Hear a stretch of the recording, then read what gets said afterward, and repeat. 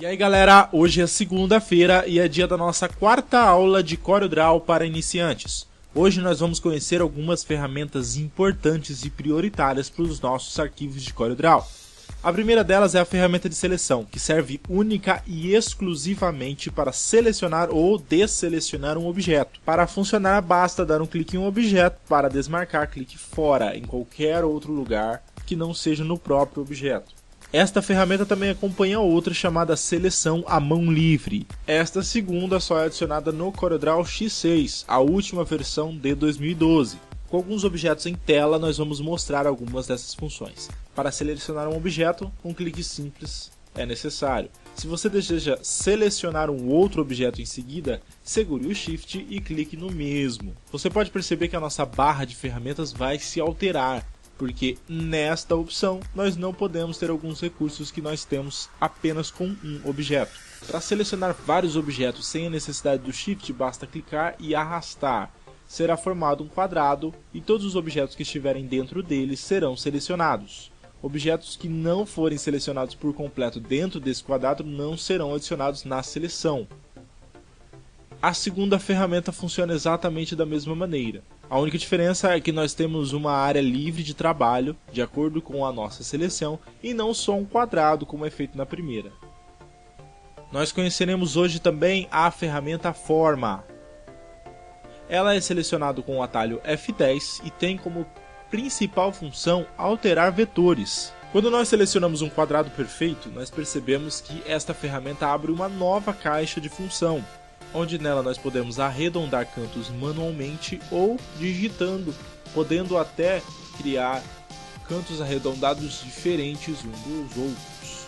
Também é possível fazer cantos arredondados com vieira e chanfrado, que são cantos quadrados e cantos côncavos. Se nós tivermos um quadrado como conhecemos em curvas, as ferramentas não são a mesma, porque provavelmente esse quadrado não será um quadrado perfeito.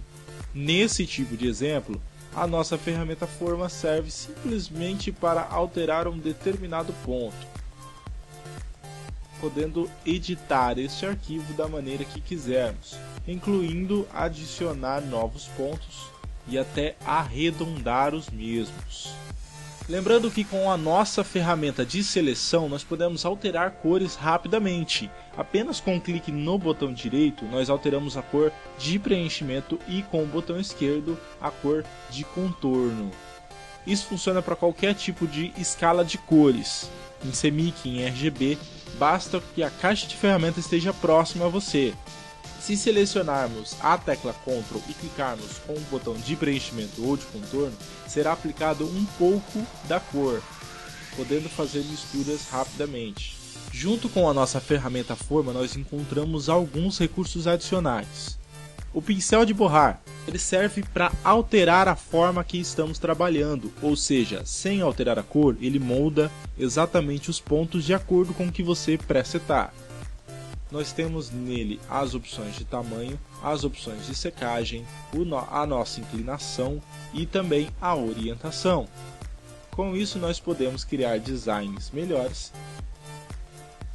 E um detalhe peculiar, é excelente para a criação de tribais. Junto com a nossa ferramenta Forma nós encontramos o pincel áspero, uma ferramenta também peculiar que serve apenas para distorcer o que nós encontramos no caminho.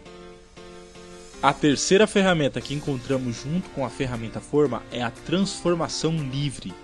Esta ferramenta distorce a posição dos nossos objetos de acordo com o que precisamos, desde a inversão por ângulos até mesmo a inclinação automática.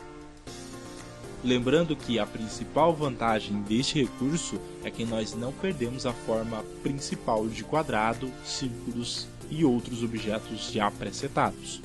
A quarta ferramenta, junto com a ferramenta Forma, é a mancha. A mancha, como o próprio nome já diz, mancha os nossos objetos vetoriais, de acordo com o seu preset. Graças aos seus presets de raio e pressão, nós podemos distorcer o que criamos de forma vetorial. Chegamos à quinta ferramenta que acompanha a ferramenta Forma, que é a ferramenta Espiralado.